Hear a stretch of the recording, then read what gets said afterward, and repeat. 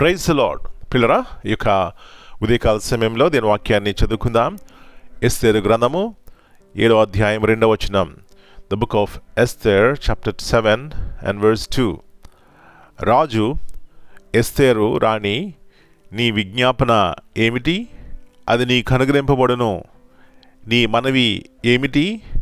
రాజ్యంలో సగము మట్టుకైనను నీకు అనుగ్రహించెదను. And the king said again unto Esther on the second day at the banquet of wine, What is thy petition, Queen Esther? And it shall be granted thee. యేసు ప్రభువారి అతి శ్రేష్టమైన నామములో పిల్లరా మీ అందరికీ శుభములు తెలియజేస్తున్నాను. మరి యొక్క నూతన ఉదయకాల సమయంలో దేవుని కృపలో మనందరం భద్రపరచబడ్డాం. దాన్ని బట్టి దేవునికి కృతజ్ఞతాస్తుతులు చెల్లించాలి. ఈ యొక్క వాక్య పరిచర్య ద్వారా గత 4 సంవత్సరములుగా పిల్లరా నా మట్టుకు నేను ఎంతో దీవించబడ్డాను. ఎందుకంటే వాక్యము ఎప్పుడైతే మనం ధ్యానిస్తామో వాక్యం ద్వారా శక్తిని బలం పొందుకుంటాం, శాంతి సమాధానం పొందుకుంటాం. అందుకంటే ముఖ్యంగా దేవుని యొక్క నడిపింపు మనకు ఉంటుంది. తద్వారా ప్రతి దినము కూడా మనం ఎంతో క్షేమముగా దేవుని మహింపరిచే రీతిగా మన జీవితాలు ఉంటాయి. కాబట్టి ఈ యొక్క వాక్య పరిచర్య కొరకు ప్రార్థన చేస్తున్న మీ అందరికీ ప్రత్యేకమైన వందనాలు. పిల్లరా, మరి దేవుని కృపను బట్టి గత 2 సంవత్సరములుగా మేము ఇండోనేషియా ఈ దేశంలో ఉంటూ మరి ఉద్యోగం చేసుకుంటూ వాక్య పరిచర్య మిషనరీ వర్క్స్ మరి చేసుకుంటూ మరి దేవుని యొక్క ఉన్నతమైన ప్రేమను బట్టి దేవుడు మనం భద్రపరిచినారు. తిరిగి మరలా మేము ఇండియా మా యొక్క సమ్మర్ బ్రేక్ వెళ్తున్నాం. కాబట్టి కొన్నిసార్లు ఈ యొక్క వాక్యము సకాలంలో రాకపోవచ్చు, కొన్నిసార్లు మరి రికార్డింగ్ కాకపోవచ్చు. అయినప్పటికీ మేము సాధ్యమైనంత వరకు పంపిస్తానికి ట్రై చేస్తాం. మా యొక్క ప్రయాణం కొరకు ప్రత్యేకంగా మీరు ప్రార్థన చేయండి. మనందరం కూడా పిల్లరా దేవుని యొక్క కృపలో వర్ధిల్లాలి.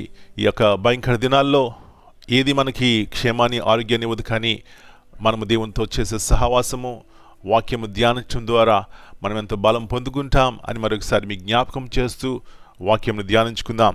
ఇక్కడ రాజు రాణిని ఒక చక్కని ప్రశ్న వేస్తున్నాడు. రాణి, నీకేం కావాలి? రాజ్యంలో సగం నీకు కావాలా? చూడండి, ఒక లోక సంబంధమైన రాజు అంత శక్తి గలవాడైతే, ఆ రాజ్యంలో సగం ఇచ్చేవాడైతే, పరమ తండ్రి, పరమరాజు, సర్వమును సృష్టించిన వాడు పిల్లరా, అలాంటి వాడు మనకి రాజు. ఎలాగ సంతోషించి ఆనందించాలి, ఎలాగ తృప్తి కలిగి ఉండాలి, ఎలాగ ధైర్యం కలిగి ఉండాలి. కాబట్టి ఉదయకాల సమయంలో మన రాజు గొప్పవాడండి. ఆయన దయగలవాడు, కృపగల దేవుడు, ప్రేమించేవాడు. కాబట్టి ఆయన ఆశ్రయముగా మనం చేసుకుంటే మేలు ఆశీర్వాదం పొందుకుంటాం. రాణి అని ఎస్తేరుకి ఒక రాజు అలాంటి అభయమిస్తే మన యొక్క రక్షకుడు పరమరాజు ఇంకెంత మంచివాడండి. కాబట్టి ఉదయకాల సమయంలో ఆయన ఆశ్రయించి మరి సంతోషంగా సమాధానంగా ఉందాం. అలాంటి కృప ఉదయకాల సమయంలో దేవుడు మనందరికీ దయచేయునుగాక. ప్రార్థన చేసుకుందాం. పరలోకమందున్న మా తండ్రి, మీ యొక్క అతి పరిశుద్ధమైన నామమును బట్టి మీకు వందనాలు చెల్లిస్తున్నాం. మీరు మా రాజువు, సర్వాధికారివి, సర్వ సృష్టికి ఆది సంబూతుడైన దేవుడవు. మీరు ప్రభువా మీ పిల్లలకు తగిన సమయంలో ఏది అనుగ్రహించాలని మీకు తెలుసు. కాబట్టి మీ వైపు చూస్తే మీరు మమ్మల్ని సిగ్గుపరచరు అనే సత్యాన్ని గుర్తిస్తూ రాణి ఎస్తేరుకు రాజు వాగ్దానం చేశాడు. ఏమి కావాలి నీకు అన్నాడు. రాజు కాబట్టి చేయగలడు. ప్రభువా మీరు మా రాజు, మా రక్షకుడు. కాబట్టి మీ వైపు ఉదయకాలం చూస్తున్నాం. మా కర ఏమైనా, మా లోటు ఏమైనా, ప్రభువా ఒకవేళ మా పాపం ఏమైనా మీ వద్దకు వస్తే క్షమిస్తారు, కరుణిస్తారు, కృప చూపెడతారు, సమకూరుస్తారు. కాబట్టి దర్శించండి, ప్రతి కుటుంబాన్ని దర్శించండి. మా యొక్క ప్రాణంలో కూడా సహాయపడండి. ఎక్కడున్నప్పటికీ దేవునికి మహిమకరంగా మేము జీవించడానికి సహాయం ఇచ్చేయమని యేసయ్య అతి పరిశుద్ధమైన నామమును బట్టి ప్రార్థన చేస్తున్నాను తండ్రి. Amen. God bless you all. Dear brothers and sisters, greetings in the precious name of our Lord and Savior Jesus Christ. And this morning we read from the book of Esther, chapter 7 and verse 2.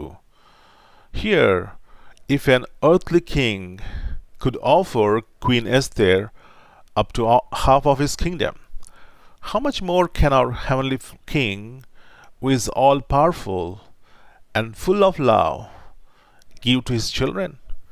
God is greater, richer in mercy, and willing to do far beyond what we can ask or imagine.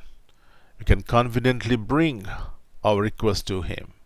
My friends, let us praise God, such a King, such a Savior we have, and we can say proudly, my King is greater than any king of this world, and He provides all my needs. Amen.